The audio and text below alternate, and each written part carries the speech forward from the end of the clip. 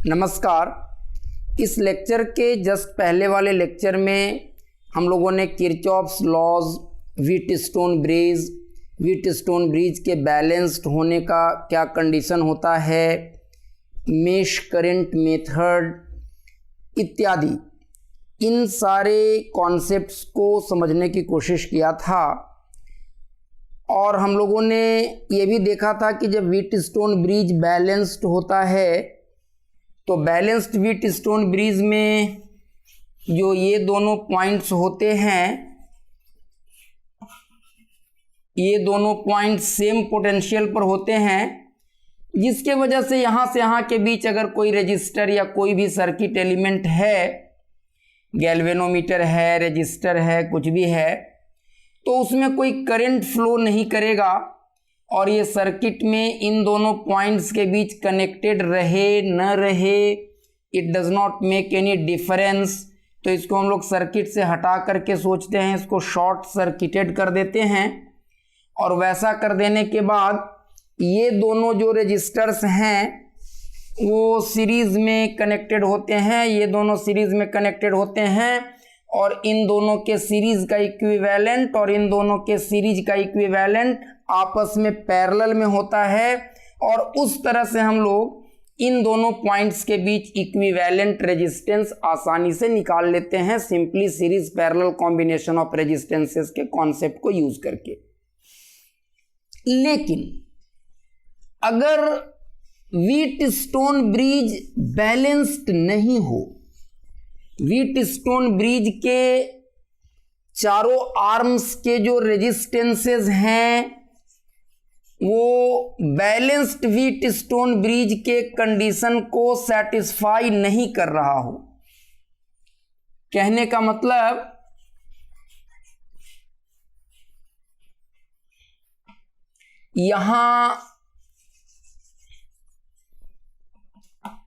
यहां जो रेजिस्टेंस है उसके रेजिस्टेंस का वैल्यू है P, इस वाले रजिस्टर के रेजिस्टेंस का वैल्यू है मान लीजिए Q ओम, ये P ओम का रेजिस्टेंस है, ये Q ओम का रेजिस्टेंस है, ये R ओम का रेजिस्टेंस है, ये S ओम का रेजिस्टेंस है और ये जो बीच वाला रजिस्टर है इसको कुछ भी कह देते हैं, स्मॉल r बोल देते हैं या RG बोल देते हैं, कुछ भी स्मॉल r बोल दीजिए, स्मॉल r ओम का रेजिस्टेंस है। और इन रेजिस्टेंसेस के वैल्यूज इस तरह से लिए गए हैं कि this resistance by this resistance is not equal to this resistance by this resistance. मतलब कि अगर P by Q is not equal to R by S है, इसी को हम लोग ऐसे भी बोल सकते हैं कि P by R is not equal to Q by S है।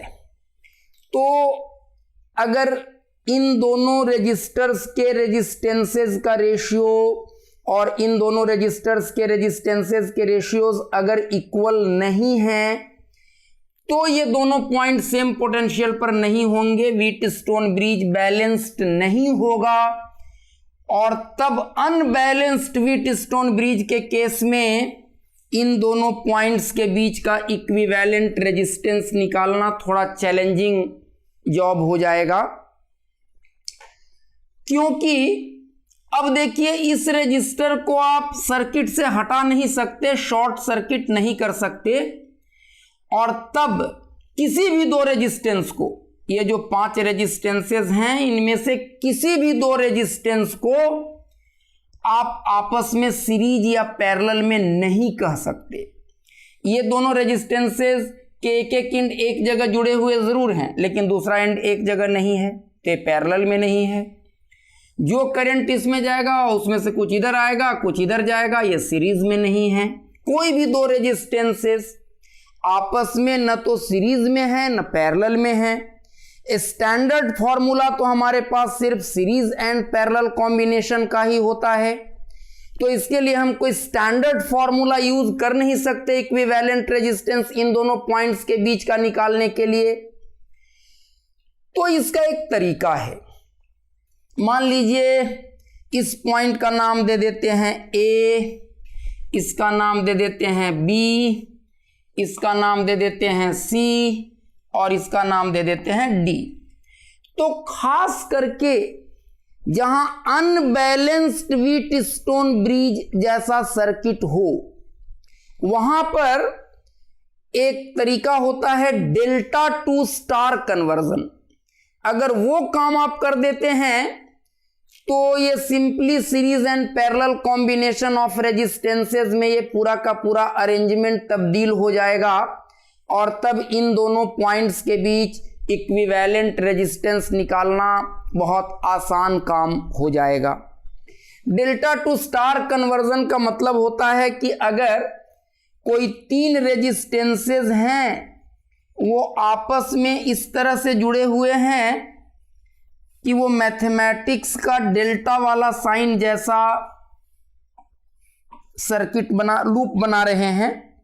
देखिए मैथमेटिक्स में डेल्टा का नोटेशन ऐसे लिखते हैं ना, तो ये तीनों रजिस्टर मिलकर के डेल्टा जैसा साइन बना रहा है। अगर ये है R1, ये है R2, ये है R3 और ये वाला पॉइंट कुछ भी ले लेते हैं, सपोज कीजिए P Q या PQR, वहां से कंफ्यूजन होगा तो इसका नाम हम लोग XYZ दे देते हैं, XYZ ऐसा दे देते हैं। तो एक तरीका है, उसका प्रूफ हम लोग ऑफ कोर्स यहां पर नहीं देंगे, बिकॉज उसके प्रूफ में जाकर के समय बर्बाद करने से आपको कोई फ़ायदा नहीं है। लेकिन इस तरीके को अगर आप सीख लेंगे तो जहाँ भी अनबैलेंस्ड व्हीट स्टोन ब्रिज का मामला आएगा, वहाँ इक्विवेलेंट रेजिस्टेंस निकालना इन दोनों पॉइंट्स के बीच आपके लिए काफ़ी आसान हो जाएगा। तो आप सीधे इस रिज़ल्ट को यूज़ कर सकते हैं एक रेफरेंस रिज़ल्ट के रूप में। तो ये तरीका कहता है कि अगर कहीं पर डेल्टा बना रहा है तीन रजिस्टर आपस में मिलकर के, तो उस डेल्टा को आप स्टार में कन्वर्ट कर दें। और स्टार में कन्वर्ट करने का तरीका क्या है कि ये जो पॉइंट है x, तो x के सामने क्या है R2 और तीन रजिस्टर्स हैं R1, R2, R3। तो x के सामने जो R2 है, इसको आप स्मॉल r2 से रिप्लेस कर दें। Capital R2 should be replaced by small r2 where small r2 is given by, इसको छोड़ करके जो बाकी दो रेजिस्टेंसेस बच गए उन दोनों का product R1 R3 by R1 plus R2 plus R3। और y के सामने जो R3 है, तो कैपिटल R3 को स्मॉल r3 से रिप्लेस कर देंगे और ये स्मॉल r3 कितना होगा, तो इसको छोड़ करके जो बाकी दो रेजिस्टेंसेस बच गए उन दोनों का प्रोडक्ट डिवाइडेड बाय तीनों का सम। और R1 को रिप्लेस कर देंगे स्मॉल r1 से, तो R1 छोड़ करके जो बाकी दो रेजिस्टेंसेस बच गए R2 R3 बाई तीनों का सम R1 plus R2 plus R3। और x के सामने कैपिटल R1 है, कैपिटल R2 है ना, तो x से आप स्मॉल r2 को जोड़ दें। y के सामने R3 है, कैपिटल R3, तो आप पॉइंट y से स्मॉल r3 को जोड़ दें। और z के सामने कैपिटल R1 है, तो पॉइंट z से आप स्मॉल r1 को जोड़ दें। तो देखिए ये स्टार जैसा हो गया। तो this delta has now converted into a star. और जैसे ही आप डेल्टा को स्टार बना देंगे, then circuit will get simplified. कैसे? तो इसमें देखिए दो तरफ से डेल्टा बना हुआ है। इस अनबैलेंस्ड व्हीट स्टोन ब्रिज में इधर से एक डेल्टा बना हुआ है और इधर से एक डेल्टा बना हुआ है। तो दोनों में से किसी एक डेल्टा को आप स्टार बना दो। तो जैसे ये पॉइंट ए है तो ये पॉइंट भी ए है। पॉइंट बदलेगा पोटेंशियल बदलने से। और यहां से यहां तक कंडक्टिंग वायर है तो हर जगह पोटेंशियल सेम है, कनेक्टिंग वायर है तो हर जगह पोटेंशियल सेम है। तो ये भी ए है, ये भी पॉइंट बी है, अगर ये बी है तो ये भी बी है।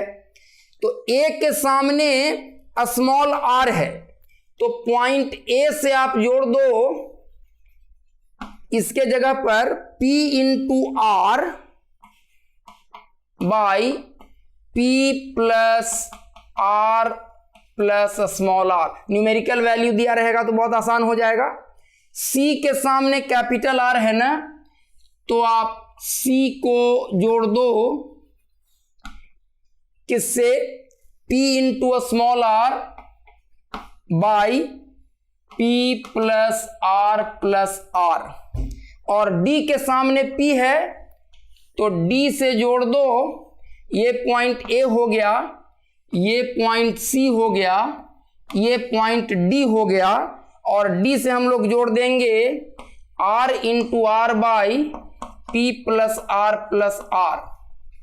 तो ये वाला डेल्टा को स्टार बना दिए और इन दोनों रेजिस्टेंसेस को जस का तस जोड़ दीजिए जैसे है। तो ये C से Q के बीच है और ये C से B के बीच है और ये D से B के बीच है, ऐसे जोड़ दीजिए। ये पॉइंट B है और A से B के बीच का इक्विवेलेंट रेजिस्टेंस अब निकालना है। ये है Q और ये है S। तो दिस नाउ सिंप्लीफाइज टू, ये A है, ये हो गया एक रेजिस्टर, ये दोनों सीरीज में, ये दोनों सीरीज में, और आपस में उन दोनों के सीरीज का इक्विवेलेंट, इन दोनों के सीरीज का इक्विवेलेंट आपस में पैरेलल में, और इन दोनों का पैरेलल का इक्विवेलेंट फिर इसके साथ सीरीज में। अब जब दो रेजिस्टेंसेज सीरीज में हैं तो इक्विवेलेंट हो जाएगा दिस प्लस दिस।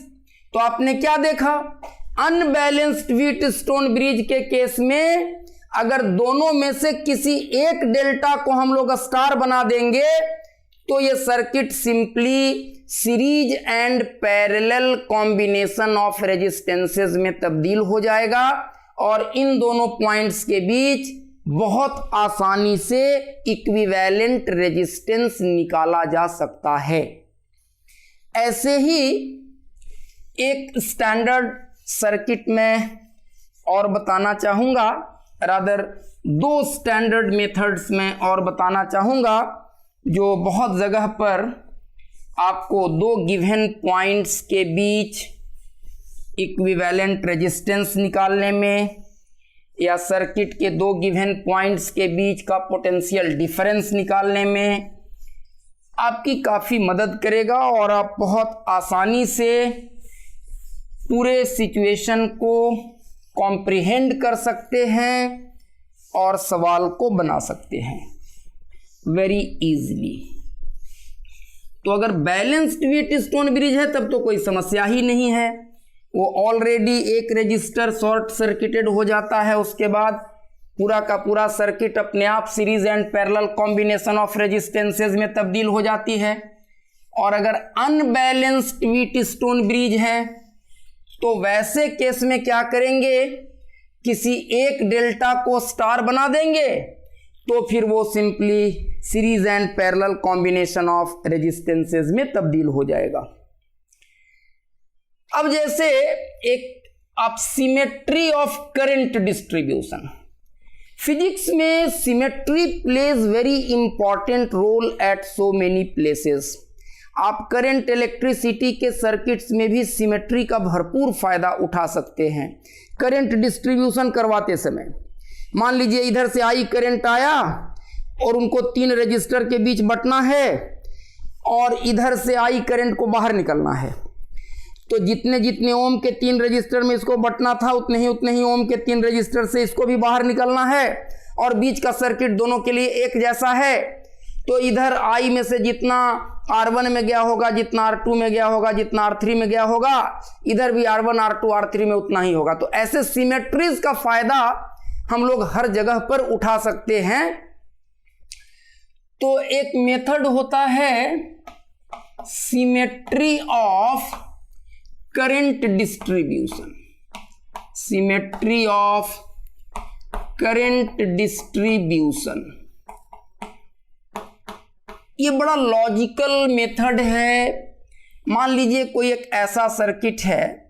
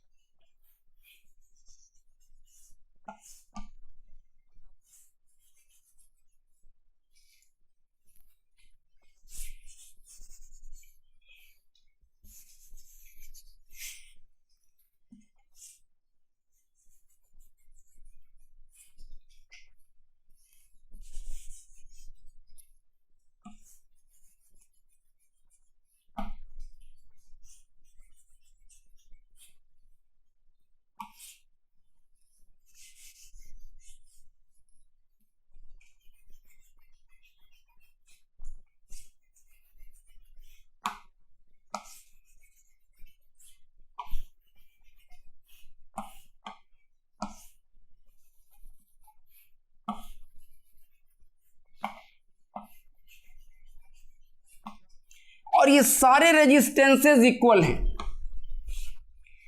अगर कोई एक रजिस्टर R है तो सब R है, सबके रेजिस्टेंसेस के वैल्यूज इक्वल हैं, और इन दोनों पॉइंट्स के बीच हमें इस पूरे नेटवर्क का इक्विवेलेंट रेजिस्टेंस बताना है पॉइंट A से पॉइंट B के बीच। अब जिन दोनों पॉइंट्स के बीच इक्विवेलेंट रेजिस्टेंस हमें बताना है इस सर्किट का, इस नेटवर्क का, हम उन दोनों पॉइंट के बीच मान लेते हैं कि एक बैटरी जोड़ दिए, एक पोटेंशियल डिफरेंस अप्लाई कर दिए, तो ये सारे के सारे रजिस्टर एक साथ मिल करके और इसके टर्मिनल्स के बीच जितना इक्विवेलेंट रेजिस्टेंस ऑफर कर रहे होंगे उसके हिसाब से बैटरी ने करंट सप्लाई किया होगा। मान लेते हैं बैटरी ने टोटल I करंट सप्लाई किया। अब इस I करंट को यहां के बाद आगे बढ़ने के 3 रास्ते हैं। I में से कुछ करंट इधर जाएगा, कुछ इधर जाएगा, कुछ इधर जाएगा। और आप देख लीजिए ये दोनों रास्ता बिल्कुल एक जैसा है। यहां से चलने के बाद यहां पहुंचने के लिए जैसा रास्ता ये है, अगर ऐसे जाए तो देश देश देश, वैसे ही R R R। अगर इसका दूसरा अल्टरनेटिव है देश देश देश देश, तो वैसा ही है देश देश देश देश। तो जैसा ये है वैसा ही है, दोनों एकदम आइडेंटिकल हैं, कोई फर्क नहीं दोनों में, दोनों एकदम बिल्कुल एक तरह के रास्ते हैं। तो जितना करंट इसमें जाएगा एग्जैक्टली उतना ही करंट इसमें जाएगा बाई सिमेट्री। जब दोनों रास्ते बिल्कुल एक जैसे हैं, एकदम आइडेंटिकल हैं, दोनों में कोई फर्क नहीं है, तो फिर दोनों में अलग अलग करंट क्यों जाएगा? एक में कम दूसरे में ज्यादा क्यों जाएगा?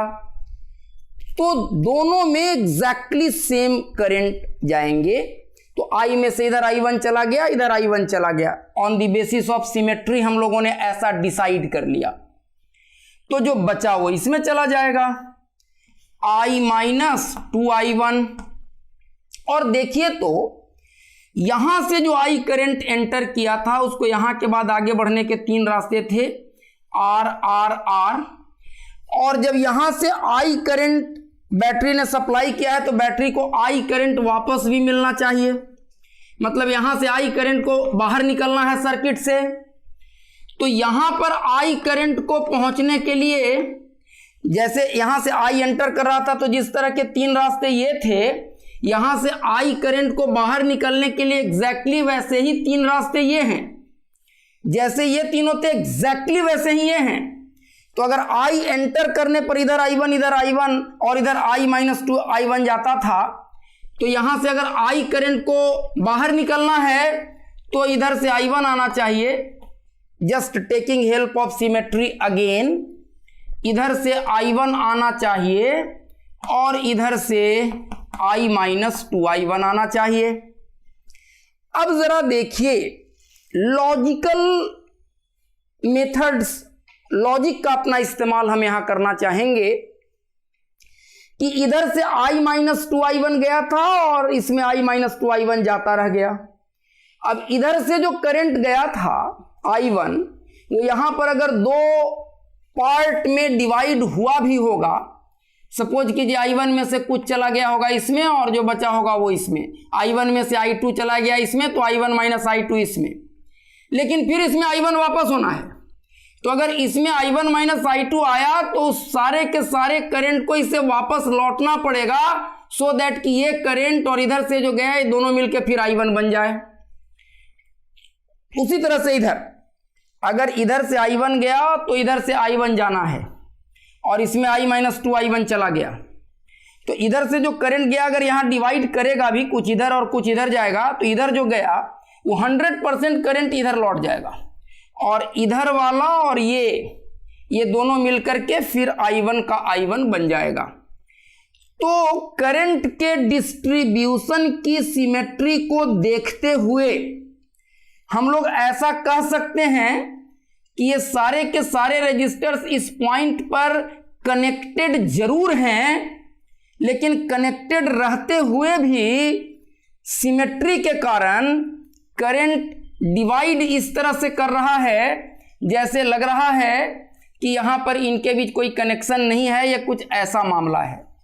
और यहां पर इन दोनों के बीच कोई कनेक्शन नहीं है, सही में कनेक्शन है, लेकिन करंट इस तरह से डिवाइड किया है कि करंट के डिस्ट्रीब्यूशन को देखते हुए हम लोग मान सकते हैं कि यहाँ पर ये आपस में कनेक्टेड नहीं तो कनेक्टेड होते तो इधर से जो करंट आया था वो कुछ इसके साथ शेयर हो सकता था, वो सारा का सारा करंट इधर नहीं लौटता। अगर इसका कोई कनेक्शन यहाँ नहीं होगा तभी वो इधर लौटेगा, अगर ऐसा है तब तो कोई रास्ता नहीं, इधर से जो आया उसको इधर चला जाना है। और ऐसा ही हो रहा था कनेक्टेड रहने पर भी, तो कनेक्टेड रहने पर सर्किट का बिहेवियर वैसा ही था जैसा ऐसा होने पर होता। तो हम वहां से उसको डिस्कनेक्ट करके और मान लेंगे कि हमारा सर्किट ऐसा है। और ये हम तय कर पाए करंट के डिस्ट्रीब्यूशन की सिमेट्री को देख करके। और एक बार जैसे ही आप ऐसा मान लेंगे तो अब देखिए, तो ये दोनों सीरीज में, इन दोनों का सीरीज इसके साथ पैरेलल में, और फिर ये तीनों सीरीज में। वैसे ही ये दोनों सीरीज में, इन दोनों का सीरीज इसके साथ पैरेलल में, फिर ये इसका इक्विवेलेंट और ये आपस में सीरीज में, और ये तीनों ब्रांचेस पैरेलल में। तो जैसे ही यहां से आप कनेक्शन हटाएंगे, जैसे ही सर्किट को इक्विवेलेंटली ऐसे सर्किट से रिप्लेस कर देंगे आप, तो ये पूरा का पूरा नेटवर्क सिंपली इन दोनों पॉइंट्स के बीच रेजिस्टेंसेस के सीरीज एंड पैरेलल कॉम्बिनेशन में तब्दील हो जाएगा, और हम इन दोनों पॉइंट्स के बीच इस पूरे नेटवर्क का इक्विवेलेंट रेजिस्टेंस बहुत आसानी से निकाल पाएंगे। वैसे ही एक मेथड हम लोग और बताना चाहेंगे कि अभी थोड़ी देर पहले भी मैं बोल रहा था कि सर्किट में पॉइंट अलग होता है पोटेंशियल के अलग होने से। अगर बहुत सारे पॉइंट्स हैं और उन सब का पोटेंशियल सेम है तो हम सबको सेम पॉइंट मान सकते हैं सर्किटरी में। पॉइंट की आइडेंटिटी बदलेगी पोटेंशियल के बदलने से। अगर पॉइंट ए है, पॉइंट बी है और पॉइंट सी है, तीन पॉइंट्स हैं और तीनों पॉइंट्स के पोटेंशियल्स सेम हैं, इक्वल हैं, तो पॉइंट बी को भी हम ए लिख दे सकते हैं, पॉइंट सी को भी ए लिख दे सकते हैं, तीनों पॉइंट को पॉइंट ए मान ले सकते हैं, तीनों को सेम पॉइंट मान करके काम कर सकते हैं। तो बहुत बार सर्किट में रेजिस्टेंसेस का एक ऐसा नेटवर्क होगा कि उसके सिमेट्री को देखते हुए ये तय करना बड़ा आसान हो जाता है कि ये सारे पॉइंट सेम पोटेंशियल वाले पॉइंट्स होंगे, आइडेंटिकल पॉइंट्स होंगे, और सेम पोटेंशियल वाले जितने पॉइंट्स हैं उन सबको एक पॉइंट सेम पॉइंट मान के सबको अगर एक जगह टाई अप कर दें तो वैसा करके भी बहुत सारे सर्किट के को सिंप्लीफाई करना बहुत आसान हो जाता है। तो एक तरीका है tying up all points at same potential at same potential at one point, ऐसा करके भी आप आसानी से इक्विवेलेंट रेजिस्टेंस दो पॉइंट्स के बीच निकाल सकते हैं बहुत सारे कॉम्प्लेक्स सर्किट्स में। मान लीजिए 12 रेजिस्टर्स हैं, आइडेंटिकल रेजिस्टर, सबके रेजिस्टेंसेस का वैल्यूज बराबर है, सबका रेजिस्टेंस R है, R ओम R ओम R ओम सबका है, और बिल्कुल ज्योमेट्री वाइज रेजिस्टेंस का वैल्यू वाइज बिल्कुल एक तरह के आइडेंटिकल रेजिस्टेंसेस हैं। और इन 12 रेजिस्टेंसेस को इस तरह से आपस में जोड़ा गया है कि वो किसी क्यूब के 12 एजेज के एलोंग हैं। एक तार को ऐसे जोड़ दिए, एक तार को ऐसे जोड़ दिए, एक तार को ऐसे जोड़ दिए, एक को ऐसे जोड़ दिए, 4 हो गया। और इन चारों वर्टेक्स पर 4 पिलर जैसा ऐसे खड़ा कर दीजिए, 4 और 4 8 हो गया। और ऊपर चारों पिलर के मुंह को मिला दीजिए, इसको इससे, इसको इससे, इसको इससे और इसको इससे, तो एक क्यूब जैसा बन जाएगा, 12 रेजिस्टेंसेस का एक नेटवर्क बन जाएगा। मैं रजिस्टर का सिंबल नहीं दिखा रहा हूं, नहीं तो फिगर बड़ा कॉम्प्लेक्स जैसा लगने लगेगा। ये ऐसा है, 12 रेजिस्टेंसेस का नेटवर्क है, और ये सारे के सारे 12 रेजिस्टेंसेस जो हैं वो एक क्यूब के एजेज के एलोंग हैं, और सबका रेजिस्टेंस बराबर है, सबका रेजिस्टेंस बराबर है। और इस क्यूब के डायगोनली अपोजिट पॉइंट्स जो हैं, ये वाला पॉइंट को A कह दें और इस वाले पॉइंट को B कह दें। और इस 12 रेजिस्टेंसेस का जो नेटवर्क है, जो सारे के सारे रेजिस्टेंसेस क्यूब के एजेज के एलोंग हैं, ये 12 रेजिस्टेंसेस, ये सारे 12 रेजिस्टेंसेस इस तरह से आपस में जुड़े हुए हैं कि वो एक क्यूब के एजेज के एलोंग हैं, क्यूब फॉर्म कर रहे हैं। और इन सारे 12 रेजिस्टेंसेस को मिला करके ये पूरा का पूरा नेटवर्क इन दोनों पॉइंट्स के बीच इक्विवेलेंट रेजिस्टेंस कितना ऑफर करेगा, हमें ये बताना है। तो जिन पॉइंट्स के बीच का इक्विवेलेंट रेजिस्टेंस बताना है, उन पॉइंट्स के बीच एक बैटरी जोड़ देते हैं, एक पोटेंशियल डिफरेंस का सोर्स जोड़ देते हैं। और मान लीजिए कि सारे के सारे 12 रेजिस्टेंसेज एक साथ मिल करके बैटरी के टर्मिनल्स के बीच जितना net resistance, equivalent resistance offer किए होंगे, उसके हिसाब से बैटरी ने टोटल करंट सप्लाई किया I। अब यहां जो I करंट आएगा उसको आगे बढ़ने का 3 रास्ता है, इधर जाएगा, इधर जाएगा, इधर जाएगा, और ये तीनों रेजिस्टर्स इक्वल हैं। ये ऐसा है, ऐसे यहां पर 3 रेजिस्टर्स हैं, 1 2 3, इधर होगा 4 5 6 7 8 9 10 11 12। अब यहां से यहां वाले डायगोनली अपोजिट कॉर्नर्स के बीच निकालना है, तो यहां से जो I करंट एंटर करेगा उसको आगे बढ़ने के 3 रास्ते, कुछ इधर, कुछ इधर, कुछ इधर, तो R R R। अब I करंट को डिस्ट्रीब्यूट होने के लिए जैसे 3 रास्ते ये हैं, यहां से चल के इस डायगोनली अपोजिट पॉइंट पर पहुंचने के लिए जैसा रास्ता ये है, वैसा रास्ता ये है, वैसा रास्ता ये है, यहां से 1 2 3 बार में पहुंच जाएंगे। यहां से चल करके और यहां पहुंचने के लिए 1 2 3 बार में पहुंच जाएंगे, यहां से यहां, यहां से यहां, यहां से यहां। इसके लॉन्ग भी 1 2 3 बार में पहुंच जाएंगे, इसके लॉन्ग भी 1 2 3, या इधर से चलेंगे तो 1 2 3। तो ये तीनों रास्ते बिल्कुल एक जैसे हैं, आइडेंटिकल हैं। तो जब तीनों रास्ते बिल्कुल एक जैसे हैं, बिल्कुल आइडेंटिकल हैं, तो तीनों में अलग अलग करंट जाएगा क्यों, कोई सवाल नहीं उठता है। तो सिमेट्री के कारण हम लोग कहेंगे कि I में से बराबर बराबर करंट तीनों में जाएगा, तो इसमें भी जाएगा I/3, इसमें भी जाएगा I/3, और इसमें भी जाएगा I/3।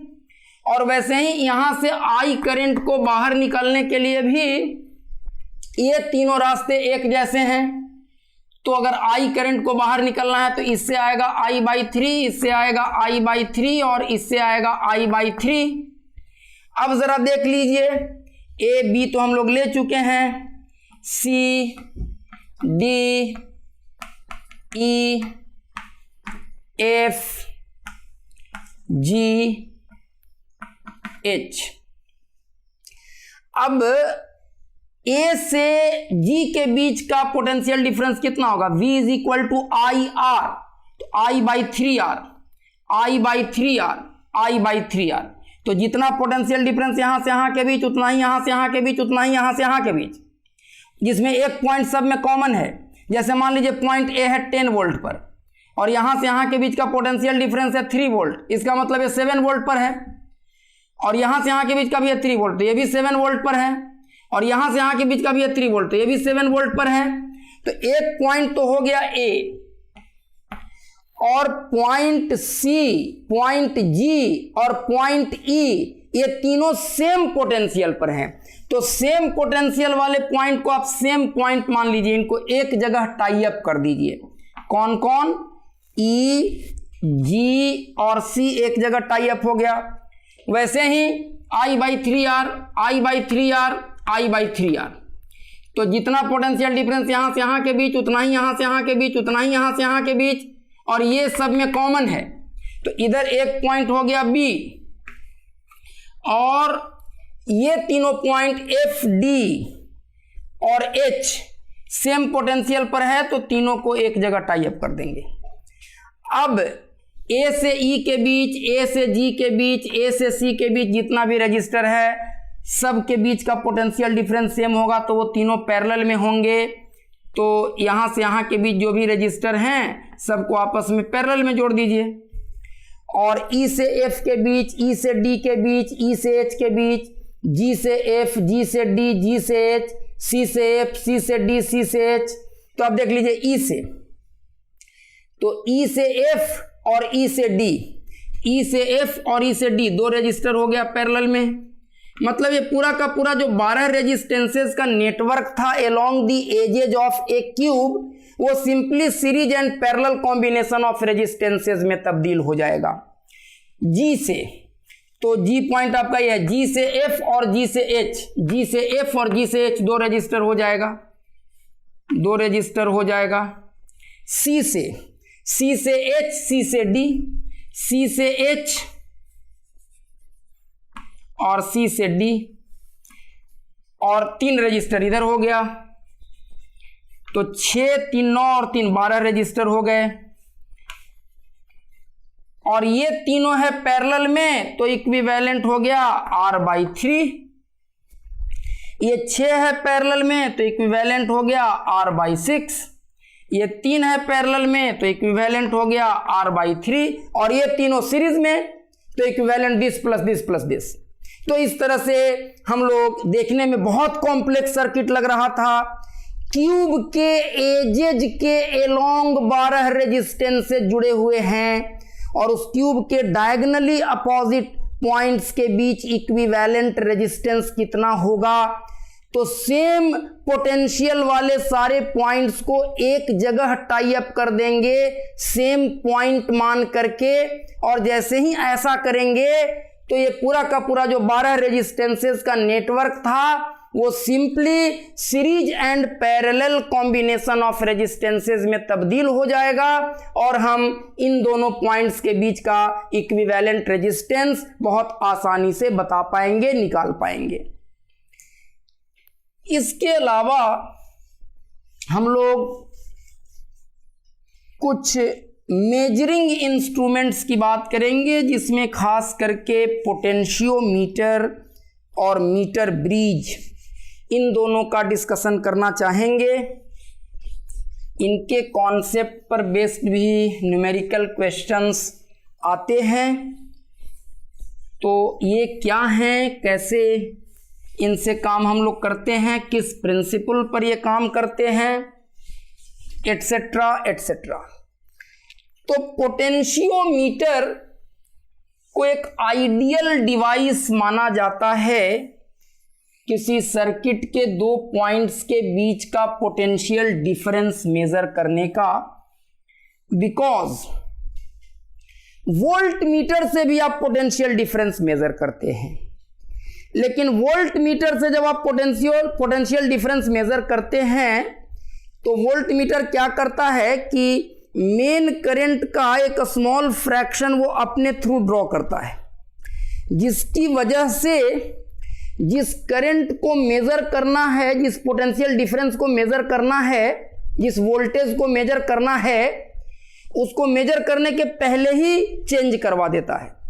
तो वोल्ट मीटर के द्वारा बताए गए मेजर किए गए वोल्टेज के रीडिंग में ऑलवेज कुछ एरर होगा, लेकिन पोटेंशियोमीटर किसी सर्किट के दो पॉइंट्स के बीच का पोटेंशियल डिफरेंस मेजर करने का एक ऐसा डिवाइस है जो अपने थ्रू कोई करंट ड्रॉ नहीं करता है और सर्किट के दोनों पॉइंट्स के बीच का पोटेंशियल डिफरेंस बता देता है। In that sense it is supposed to be an ideal device or more accurate a device to determine potential difference between two given points of a circuit।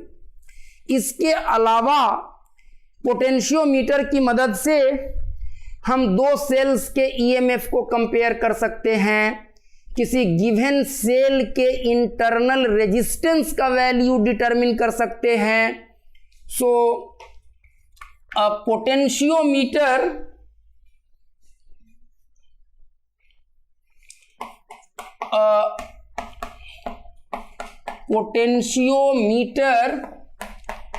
is a device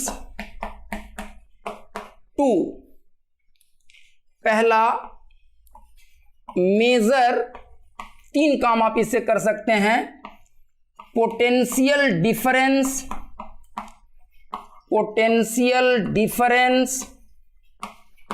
between two points of a circuit। दूसरा, compare EMFs of two cells। and तीसरा, determine the internal resistance of a given cell। तो ये potentiometer का circuit कैसा होता है और ये तीनों काम किसी पोटेंशियोमीटर के हेल्प से हम कैसे करते हैं, उसके बेसिक बातों को आप समझने की पहले कोशिश करें, इसकी सर्किटरी को कॉम्प्रिहेंड करने की कोशिश पहले करें और तब इन सारे कॉन्सेप्ट्स पर बेस्ड कुछ न्यूमेरिकल प्रॉब्लम्स बना करके इनकी क्लैरिटी को हम लोग और ज़्यादा बढ़ाना चाहेंगे। तो किसी भी पोटेंशियोमीटर में क्या होता है, एक सर्टेन लेंथ का, सपोज कीजिए कैपिटल एल लेंथ का, यूजुअली किताबों में लिखा रहता है 10 मीटर लंबा, लेकिन कोई ज़रूरी नहीं है कि वो 10 मीटर लंबा हो। आप सर्टेन लेंथ का एक यूनिफॉर्म मेटालिक वायर लेते हैं, मान लीजिए AB, और इस वायर के साथ पैरेलल में एक वुडन प्लेटफॉर्म के ऊपर में ये पाइवोटेड होता है पूरा का पूरा वायर, और इसके पैरेलल एक मीटर स्केल लगी होती है जहाँ से आप इसके लेंथ का रीडिंग ले सकते हैं कि यहाँ से यहाँ तक की लंबाई कितनी है, यहाँ से यहाँ तक की लंबाई कितनी है। तो इसके पैरेलल एक मीटर स्केल लगी होती है इस तरह से, और पोटेंशियोमीटर जो वायर है इसके एंड्स के बीच एक ड्राइविंग सर्किट जुड़ा होता है जिसमें एक बैटरी होगा, एक प्लग की होगा और एक रियोस्टेट होगा, वेरिएबल रेसिस्टेंस होगा, वो ऐसे जुड़ा हुआ रहता है। अगर आप इसको इधर लाएंगे तो इसका रेजिस्टेंस घटेगा, उधर ले जाएंगे तो इसका रेजिस्टेंस बढ़ेगा। तो ये वेरिएबल रेजिस्टेंस है, ये प्लग की है और ये एक बैटरी है। इस तीनों चीज को मिला के कहते हैं ड्राइविंग सर्किट। तो एक पोटेंशियोमीटर वायर होगा और उसके पैरेलल एक मीटर स्केल लगी होगी एक वुडन प्लेटफॉर्म पर, हॉरिजॉन्टल वुडन प्लेटफॉर्म पर, और उसके साथ एक ड्राइविंग सर्किट जुड़ा हुआ होगा। और मान लीजिए यहां से यहां के बीच इसके ऊपर भी निश्चित रूप से कोई क्लोज पाथ होगा, तभी करंट वरेंट फ्लो करेगा और तभी पोटेंशियल डिफरेंस होगा। हम लोग ऊपर के सर्किट को नहीं दिखा रहे हैं वो कैसा है। सपोज कीजिए एक पॉइंट है स्मॉल ए और ये पॉइंट है स्मॉल बी, और इन दोनों पॉइंट्स के बीच का हमें पोटेंशियल डिफरेंस निकालना है। तो आइडियली हम लोग ये कहते हैं कि इन दोनों पॉइंट्स को, पॉइंट ए और कैपिटल ए को एक रेजिस्टेंसलेस वायर से जोड़ देते हैं। तो जब आप रेजिस्टेंसलेस वायर से जोड़ देंगे तो इसका आर जब 0 रहेगा तो ये दोनों पॉइंट सेम पोटेंशियल पर चले आएंगे। जितना पोटेंशियल पर ये होगा उतना ही पोटेंशियल पर ये होगा। और यहां से एक गैल्वेनोमीटर जुड़ा होता है और इसके साथ एक जॉकी लगी रहती है। इस जॉकी को आप पूरे पोटेंशियोमीटर वायर पर स्लाइड करवा सकते हैं। अब सपोज कीजिए जैसे ही आप की को क्लोज करेंगे, as soon as you close this key, then what happens, ये जो ड्राइविंग सर्किट है ये पूरी सर्किट क्लोज हो जाएगी और ये ड्राइविंग सर्किट एक करंट फ्लो करवाएगा पोटेंशियोमीटर वायर में, और इसका अपना एक फाइनाइट रेजिस्टेंस होगा। और इसमें जब करंट फ्लो करने लगेगा तो आई आर के बराबर पोटेंशियल डिफरेंस ए से बी के बीच डेवलप कर जाएगा। तो मान लीजिए ए से बी के बीच ड्राइविंग सर्किट जितना करंट भेज रहा है उसके हिसाब से इतने का पोटेंशियल डिफरेंस डेवलप कर गया। और पोटेंशियोमीटर वायर की लंबाई है एल, तो एल लेंथ के अक्रॉस इतने का पोटेंशियल डिफरेंस, तो यूनिट लेंथ के अक्रॉस इतने का पोटेंशियल डिफरेंस होगा। अब ये पॉइंट और ये पॉइंट तो सेम पोटेंशियल पर हैं। अगर इस पॉइंट का पोटेंशियल, जहां अभी जॉकी टच कर रहा है पोटेंशियोमीटर वायर को, पोटेंशियोमीटर वायर के इस पॉइंट का पोटेंशियल अगर इस पॉइंट के पोटेंशियल के बराबर नहीं होगा, अगर यहां का पोटेंशियल ज्यादा है यहां का कम है, तो करंट इधर से इधर जाने लगेगा, तो गैल्वेनोमीटर डिफ्लेक्ट करेगा। और अगर यहां का पोटेंशियल यहां से कम है तो करंट इधर से इधर आएगा, तो गैल्वेनोमीटर दूसरी तरफ डिफ्लेक्ट करेगा। तो आप जॉकी को आगे पीछे खिसकाइए। अगर जॉकी को हम इधर ले गए और डिफ्लेक्शन इसका और बढ़ा तो आप जॉकी को दूसरी तरफ ले जाइए और फाइन एडजस्टमेंट करवा करके हमें एक ऐसा पॉइंट ढूंढना है कि उस पॉइंट पर जब जॉकी टच करे तो गैल्वेनोमीटर का डिफ्लेक्शन 0 हो जाए। तो 0 हो गया डिफ्लेक्शन, इसका मतलब ये पॉइंट और ये पॉइंट सेम पोटेंशियल पर आ गया, पोटेंशियल डिफरेंस 0 हो गया, इसलिए अब इस ब्रांच में कोई करंट फ्लो नहीं कर रहा है। तो इसके बराबर पोटेंशियल पर ये और इसके बराबर पोटेंशियल पर ये, तो यहां से यहां के बीच का पोटेंशियल डिफरेंस वही होगा जो यहां से यहां के बीच का होगा। और ये लंबाई कितनी है ये मीटर स्केल से रीड कर लेंगे। मान लीजिए ये लंबाई एल है, तो यूनिट लेंथ के क्रॉस पोटेंशियल डिफरेंस इतना, तो एल लेंथ के क्रॉस कितना, तो V A B by L into L. तो यहां से यहां के बीच के पोटेंशियल डिफरेंस को हम लोग लिख सकते हैं L by L times V A B. अब बहुत सारे सवाल में पोटेंशियोमीटर वायर की लंबाई कितनी है ये तो बताया हुआ रहता है, लेकिन ये शायद पता आपको नहीं रहेगा बहुत सारे क्वेश्चंस में कि पोटेंशियोमीटर वायर के एंड्स के बीच का पोटेंशियल डिफरेंस कितना है। तो उसको भी आप निकाल सकते हैं। अब आप क्या कीजिए कि यहां एक नॉन ईएमएफ का सेल जोड़ दीजिए, नॉन ईएमएफ का सेल ओपन सर्किट में। तो जब सेल को ओपन सर्किट में रखिएगा तो यहां से यहां के बीच का पोटेंशियल डिफरेंस इसके ईएमएफ के बराबर होगा। और जब यहां से यहां के बीच का पोटेंशियल डिफरेंस बदलेगा तो जॉकी को फिर इधर उधर खिसकाना पड़ेगा नल पॉइंट प्राप्त करने के लिए। नल पॉइंट उस पॉइंट को कहते हैं जहां पर जॉकी के टच करने से गैल्वेनोमीटर का करंट 0 हो जाए। अगर मान लीजिए वो एल डैश लेंथ पर मिला नल पॉइंट, तो ई नॉट किसके बराबर हो जाएगा, उसी तरह से L dash by L times V A B. तो यहां से हम लोग वी ए बी को क्या लिख सकते हैं, L by L dash times E not. तो अब इसमें वी ए बी कितना हो जाएगा, वो हो जाएगा एल बाई एल, और ये हो जाएगा L by L dash E not, ये कैंसिल हो गया, तो L by L dash E not. ये दोनों तो आप रीड कर लिए हैं मीटर स्केल से, और ये नोन ईएमएफ का सेल है। तो अब सारी चीजें नोन हैं, तो आप यहां से यहां के बीच का पोटेंशियल डिफरेंस कितना था सर्किट में आप बता देंगे। उसी तरह से दो सेल्स के ईएमएफ को कैसे कंपेयर कर सकते हैं पोटेंशियोमीटर की मदद से। तो आप पहले वाले सेल को यहां रख दीजिए और नल पॉइंट प्राप्त कर लीजिए। मान लीजिए L1 पर मिला, तो क्या लिख सकते हैं, E1 को लिख सकते हैं हम लोग इस वाले फॉर्मूले से L1 by L times V A B. अब दूसरे वाले सेल को यहां रख करके फिर उसके लिए नल पॉइंट प्राप्त कर लीजिए, तो E2 को लिख देंगे L2 by L times V A B, और E1 बाई E2 कितना हो जाएगा, तो ये L1 बाई L2 हो जाएगा। और L1 L2 तो आप रीड कर चुके हैं। मान लीजिए 2 आ गया, तो E1 is equal to 2E2। इसका मतलब कि पहले वाले सेल का ईएमएफ दूसरे वाले सेल के ईएमएफ का दुगना है, तो ईएमएफ कंपेयर हो गया।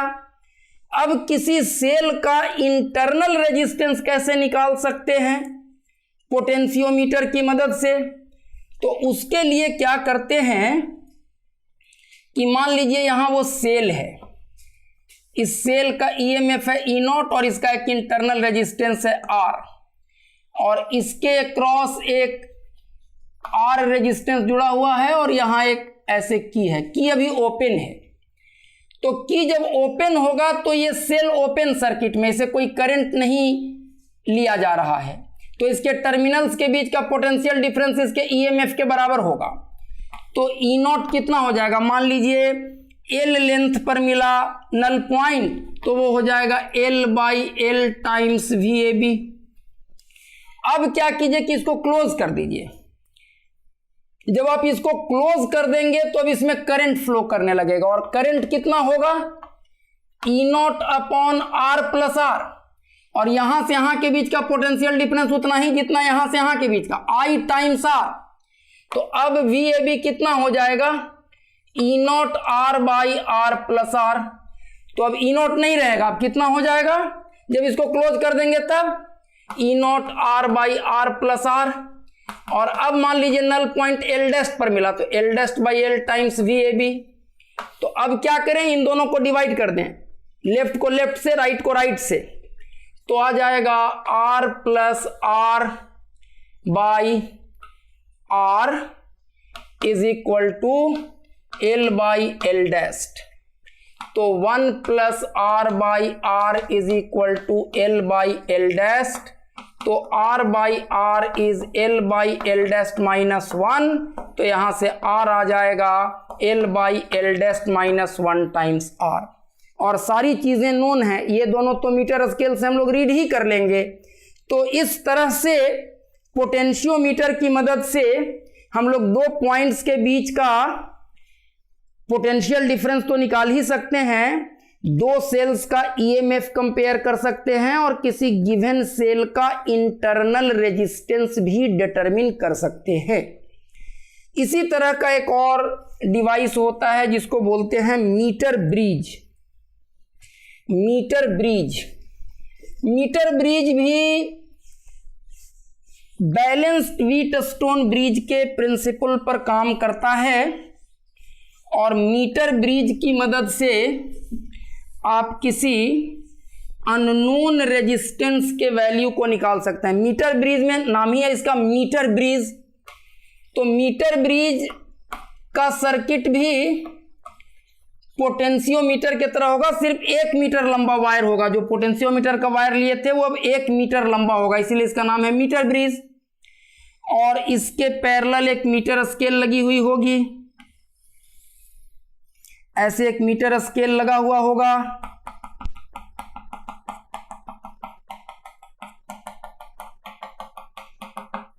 और इसके एक क्रॉस एक ड्राइविंग सर्किट होगी। ये सारा सर्किट वैसा ही है जैसा पोटेंशियोमीटर में होता है। और यहां से यहां के बीच ऐसे एक मेटालिक स्लॉट के थ्रू कनेक्शन बना रहता है।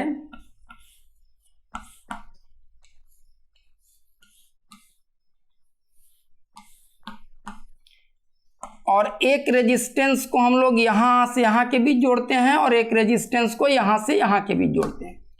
और यहां से यहां के बीच एक गैल्वेनोमीटर होता है फिटेड विथ ए जॉकी। अब इसमें वैसा ही मामला है। देखिए ये एक तरह से यहां के बाद 2 रेजिस्टेंस, एक इधर और एक इधर।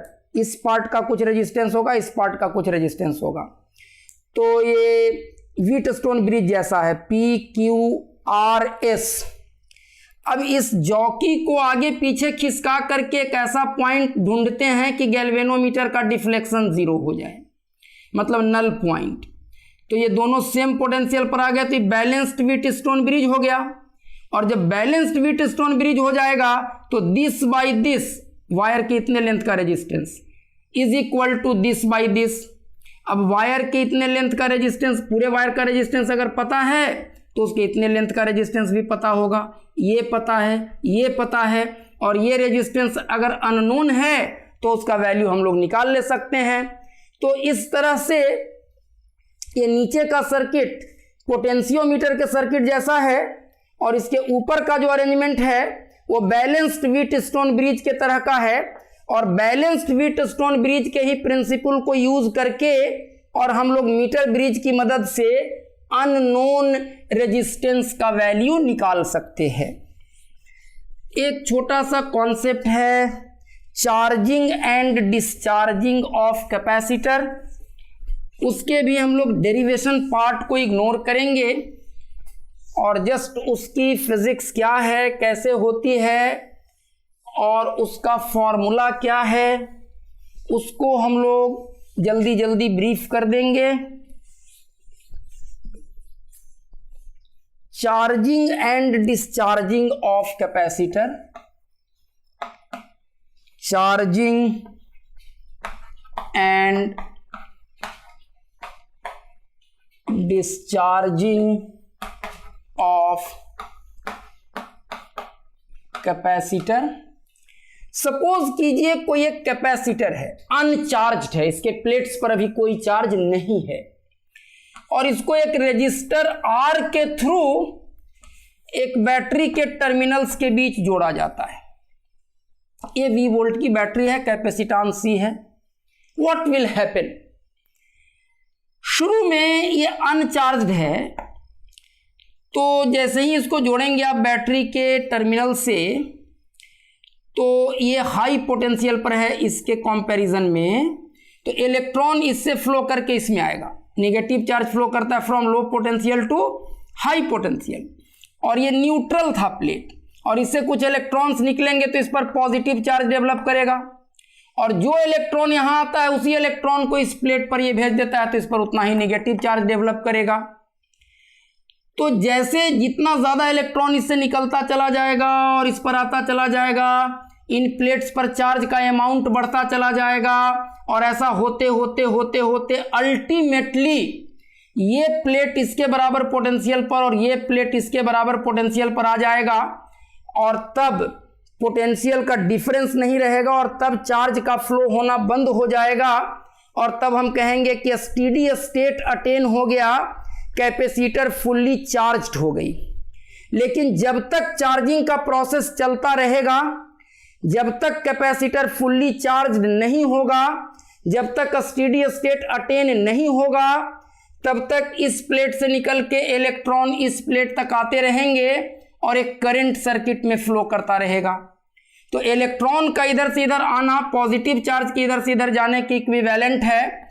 तो हम कहेंगे कि किसी गिवन मोमेंट ऑफ टाइम पर सर्किट में करंट I होगा और किसी गिवन मोमेंट ऑफ टाइम पर सपोज कीजिए कि इस पर प्लस क्यू चार्ज होगा, इस पर माइनस क्यू चार्ज होगा, लेकिन फाइनली जब ये कैपेसिटर फुल्ली चार्ज हो जाएगी तो करंट फ्लो करना बंद कर देगा, क्योंकि अब चार्ज का फर्दर कोई डिपॉजिशन, कोई फ्लो होने वाला नहीं है। हम कहेंगे स्टेडी स्टेट अटेन हो गया। तो इस पर जो मैक्सिमम चार्ज जमा होगा वो कितना जमा होगा, तो फाइनली इसके प्लेट्स के बीच का पोटेंशियल डिफरेंस जितने वोल्ट की बैटरी से चार्ज कर रहे हैं उसके बराबर होगा। तो Q is equal to CV। तो this will be the maximum possible charge on the plates of this capacitor. तो अगर पूरा इसका इक्वेशन लिख करके डिराइव करेंगे कि चार्जिंग के प्रोसेस में किसी given arbitrary instant of time t पर कैपेसिटर के प्लेट पर कितना चार्ज होगा, तो उसका फॉर्मूला होता है कैपेसिटर के प्लेट पर मैक्सिमम जितना चार्ज जमा हो सकता है स्टेडी स्टेट के प्राप्त होने के बाद उतना into 1 minus e to the power minus t/RC, ऐसा एक्सप्रेशन आ जाएगा। और आप देखिए इस RC को टाइम का डायमेंशन है, क्योंकि एक्सपोनेंशियल का एक्सपोनेंट डायमेंशनलेस होना चाहिए, तो ये टाइम है तो ये भी टाइम होगा। और इस RC को कहा जाता है टाइम कांस्टेंट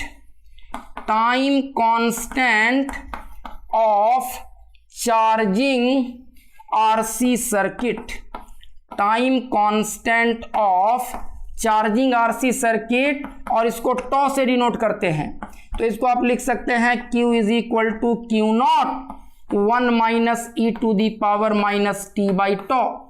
और चार्जिंग RC सर्किट का एक टाइम कांस्टेंट कितने टाइम को कहेंगे, तो अगर t बराबर τ हो जाए तो एक टाइम कांस्टेंट के बराबर ले लीजिएगा, तो 1 माइनस 1/e हो जाएगा, और ये 0.63 Q0 हो जाएगा। कहने का मतलब उतना टाइम, जितने टाइम में ज्यादा से ज्यादा जितना चार्ज इस कैपेसिटर के प्लेट पर जमा हो सकता है उसका 63% चार्ज जमा हो जाए कैपेसिटर के प्लेट पर, उतने टाइम को चार्जिंग RC सर्किट का टाइम कांस्टेंट कहते हैं। और ग्राफ खींचने आपको आता है चार्जिंग RC सर्किट के लिए, एक एक्सिस पर चार्ज और एक एक्सिस पर टाइम को अगर प्लॉट कीजिएगा तो Q का T के साथ ग्राफ ऐसा होगा, और एक बार डिफरेंशिएट अगर कर देंगे तो करंट का टाइम के साथ ग्राफ, चूंकि जब तक चार्ज होता रहेगा तब तक करंट फ्लो करेगी, और जब कैपेसिटर फुल्ली चार्ज हो जाएगा तब करंट जीरो होगा और करंट विल फॉल एक्सपोनेंशियली। तो करंट का टाइम के साथ ग्राफ ऐसा होगा।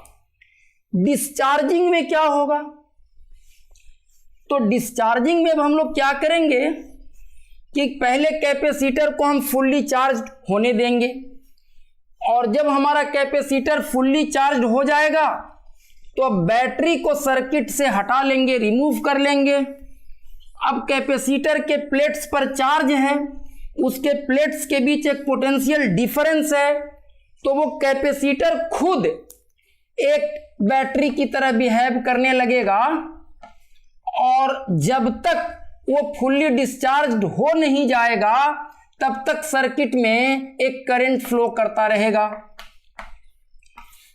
तो एक कैपेसिटर का प्लेट फुल्ली चार्ज होने के बाद इसके क्रॉस एक रेजिस्टर को जोड़ करके छोड़ दीजिए।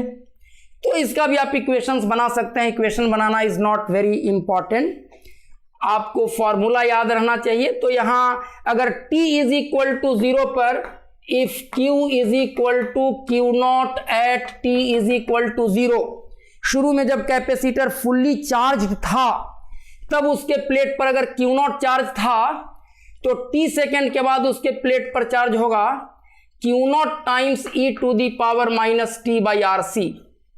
यहां भी RC को टाइम का डायमेंशन है और RC को कहते हैं time constant of discharging RC circuit.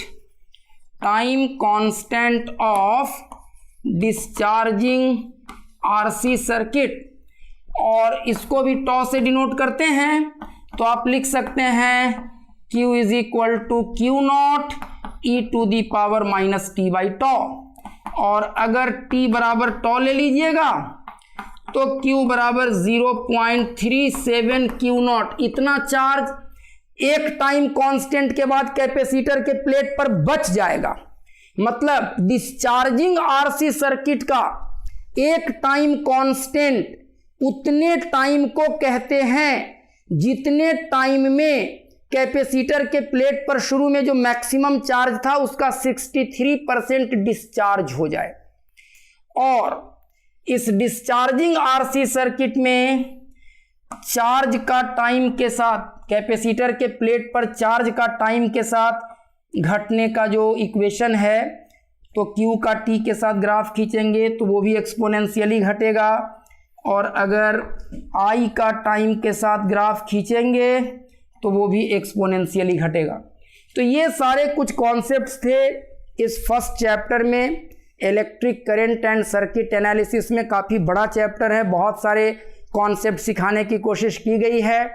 अगले क्लास में हम लोग इन कॉन्सेप्ट्स पर बेस्ड कुछ जो अच्छे अच्छे सवाल, numerical problems different medical entrance tests में पूछे गए हैं, उनको सॉल्व करके और इन कॉन्सेप्ट को लगा करके देखेंगे कि वो सवाल हमसे बन पा रहे हैं कि नहीं।